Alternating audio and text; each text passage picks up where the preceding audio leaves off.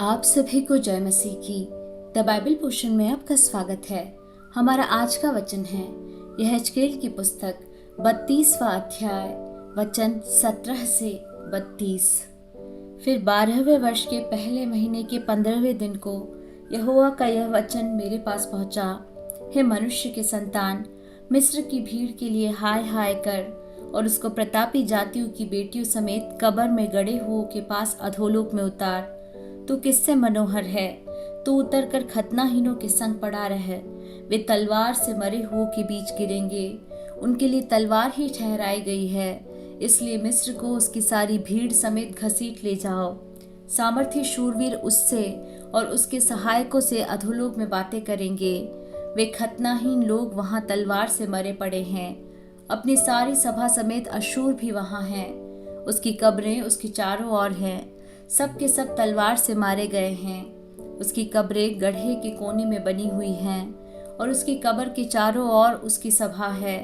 वे सब के सब जो जीवन लोक में भय उपजाते थे, अब तलवार से मरे पड़े हैं। वहाँ एलाम है और उसकी कब्र के चारों ओर उसकी सारी भीड़ है।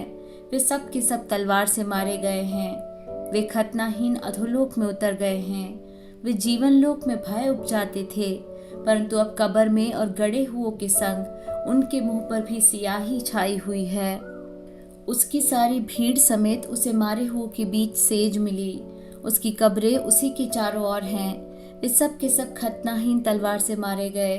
उन्होंने जीवन लोक में भय उपजाया था, परंतु अब कब्र में और गड़े हुओं के संग उनके मुंह पर सियाही छाई हुई है और वे मरे हुओं के बीच रखे गए हैं।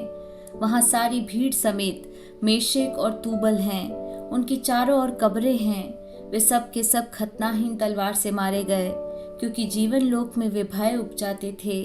उन गिरे हुए खतनाहीन शूरवीरों के संग वे पड़े न रहेंगे, जो अपने अपने युद्ध के हथियार लिए हुए अधोलोक में उतर गए हैं। वहां उनकी तलवारें उनके सिरों के नीचे रखी हुई हैं और उनके अधर्म के काम उनकी हड्डियों में व्याप्त हैं, क्योंकि जीवन लोक में उनसे शूरवीरों को भी भय उपजता था।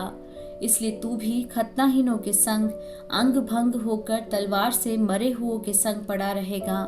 वहां एदोम और उसके राजा और उसके सारे प्रधान हैं, जो पराक्रमी होने पर भी तलवार से मरे हुओं के संग रखे हैं।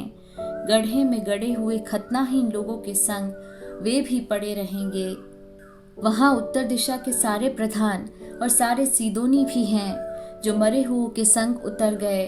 उन्होंने अपने पराक्रम से भय उपजाया था, परंतु अब वे लज्जित हुए और तलवार से और मरे हुओं के साथ वे भी खतनाहीन पड़े हुए हैं। और कब्र में अन्य गड़े हुओं के संग उनके मुंह पर भी सियाही छाई हुई है। इन्हें देखकर फिरौन भी अपनी सारी भीड़ के विषय में शांति पाएगा। हाँ, फिरौन और उसकी सारी सेना जो तलवार से मारी गई है। परमेश्वर यहोवा की यही वाणी है, क्योंकि मैंने उसके कारण जीवन लोक में भय उपजाया था, इसलिए वह सारी भीड़ समेत तलवार से और मरे हुओं सहित खतनाहीनों के बीच लिटाया जाएगा। परमेश्वर यहोवा की यही वाणी है।